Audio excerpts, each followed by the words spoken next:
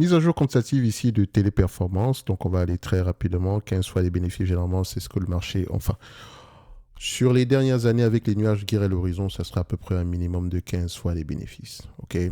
Maintenant, si la croissance reprend, notamment ici, on a une croissance généralement ici par acquisition, on pourrait revenir aux alentours de 20 fois les bénéfices, sinon plus. Donc, on va déjà se limiter à 15 fois les bénéfices. Vous allez remarquer ici que par rapport à il y a 6 mois, est-ce que les attentes changent ici?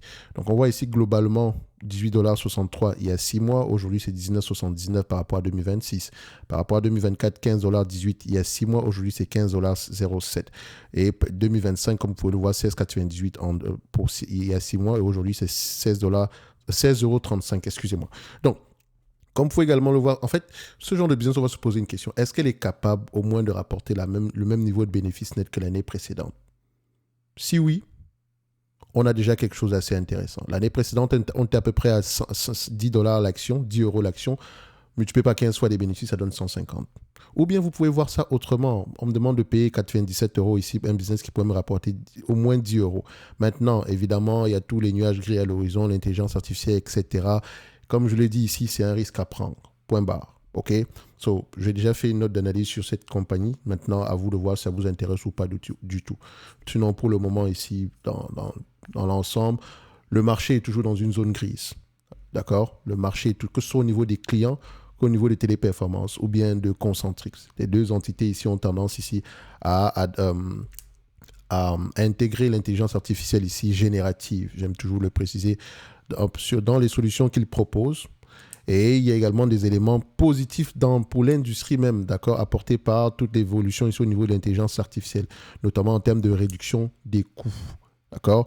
Bref, on en parlera peut-être un jour ici, ou bien si vous faites un tout petit peu de recherche, essayez de regarder la relation entre Téléperformance et les Philippines, ou bien Concentrix et les Philippines. Vous allez trouver un article de Bloomberg qui en parle sans doute ici. Donc, on va faire ceci, 15 fois les bénéfices. Imaginez donc, pas qu'imaginez, si, d'accord, avec toutes les craintes, les craintes à l'ozone ne se matérialisent pas, parce que là, ça fait quand même quoi? 2 ans, n'est-ce pas? 2 ans, il faut le dire. Si les craintes attendues, si les craintes par rapport à l'industrie ici ne se matérialisent pas, parce que littéralement, les gens s'attendent à ce que l'industrie meure littéralement. OK? Si ça ne se réalise pas, et qu'on reste même à ce niveau sans croissance, pour 2024, on s'attend ici à du 15€. 2024 est presque terminé. Et selon le dernier rapport financier ici, au second trimestre 2024, on s'attend à un troisième trimestre intéressant. Maintenant, on ira voir à peu près ce que ça va donner. Mais dans l'ensemble, ils sont positifs. Il faut également dire que le fait qu'on change le top management, voilà, il y a beaucoup d'incertitudes également au niveau du top management. Il y a trop de changements en très peu de temps. Et parfois, le marché n'aime pas ça. OK? Donc, ici, 15$ l'action par rapport à 2024, on s'attend à peu près à 226€ l'action. Les analystes ont tendance à faire de bonnes prévisions sur ce business. Si on peut également voir ici l'analyse scorecard, ici les dernières fois qui sont trompées, on peut voir qu'on est en 2020 pandémie, 2023 comparable assez difficile. On peut également se dire ici que c'est au plus haut niveau ici de l'incertitude concernant ici tout ce qui concernant ici l'intelligence artificielle. Il faut également voir que le comparable ici par rapport à l'année précédente, pendant la pandémie également, cette compagnie a énormément bénéficié ici de la période ici, enfin, pas la période post-Covid, mais la période de Covid ici, elle en a bénéficié énormément. OK? Donc, 15 fois les bénéfices attendus en 2020, on sera à peu près à 226€. On a une dette nette de 76€ ici par action. Si on prend 226, d'accord? Je vais me laisser ça comme ça. De toute façon, 15€ divisé par 97$ à l'action. Apprenez l'habitude à peu près de regarder les choses comme ça. Ça donne à peu près 15% de rendement.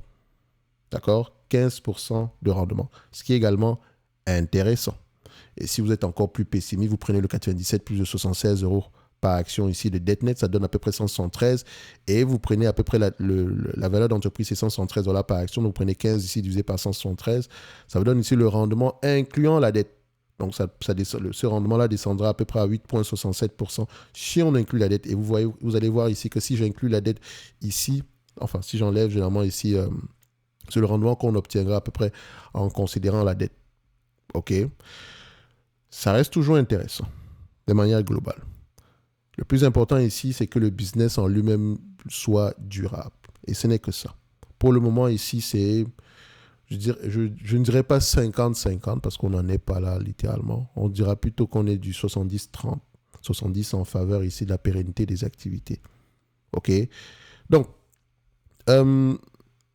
si je prends en considération les attentes des analystes en 2026, qui n'ont pas beaucoup changé, on s'attend à du 17,79 €. 17,79 € à 15 fois les bénéfices, ça donne 267 €, moins la dette nette. Si on prend 267 moins la dette nette à 76, on sera à peu près à 191 $ l'action. OK? Et excusez-moi, 191 € l'action. Le dividende en lui-même, il est safe. Il y a de grandes chances qu'il continue à croître. OK? Pour ceux qui sont intéressés par le dividende ici, je pense qu'à ce niveau, ce n'est pas une entreprise qui a un problème avec le dividende ou bien avec la dette. La dette ici est parfaitement gérable, mais il faudrait mieux qu'on commence à la rembourser également, histoire ici d'être un peu plus solide dans le futur.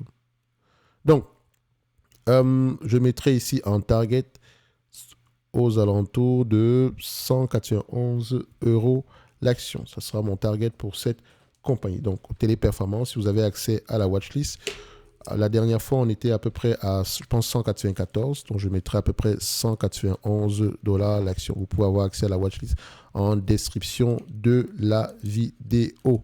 OK? Si vous avez des questions également, vous pouvez m'envoyer un message sur Instagram en message privé et ça me fera plaisir d'y répondre. Donc, n'oubliez pas, c'est une compagnie qui est toujours en zone grise, on va le dire comme ça. Donc, le news flow est négatif.